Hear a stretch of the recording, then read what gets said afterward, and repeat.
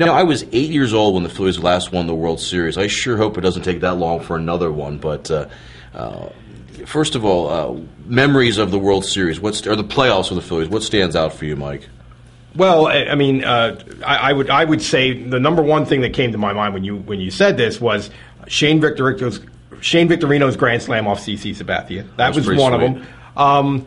I just think the whole feeling and atmosphere last night. I mean, it was just such an unusual situation to have a 3-inning ball game and with all this on the line and basically the people in the stands just standing and screaming for the entire duration of the game.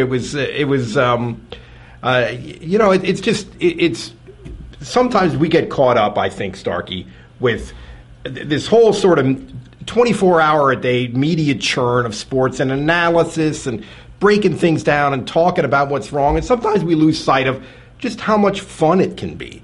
I mean, this is just flat-out fun. And I realize that people in Detroit and Phoenix don't care about it because it's the Phillies, but so what? It's fun. It's just fun. My memory is Matt Stairs against the Dodgers. Oh, that's another good one. Yeah, as very the ball good. was coming in on the plate on that pitch, he was ahead in the count. When that ball came in, it just looked tailor-made for a home run, and it was like one of those softball swings. It took me back love the swing to Zins Park as a kid watching the softball players. And he looks like a softball player, doesn't he? He put the Zins Park swing on that. Oh, my goodness. You knew it was out from the time it left the pitcher's hand on that swing. That was ripped. And that was such a crucial game. If the Phillies don't win that game, momentum goes back to the Dodgers, and they won that game. This series was basically over, and they won the next game, and under the World Series they went.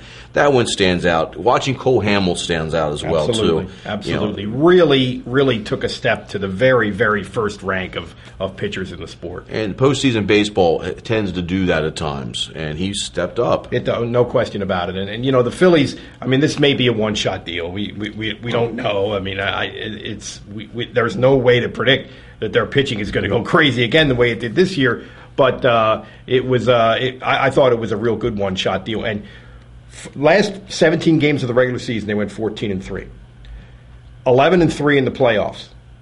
So what would that be? 25-6. Sounds about right. 25-6. I mean, that's pretty strong. Ryan Matson's another one that stands out. I mean, this is a guy that he always seemed to get a guy on base. I could not believe.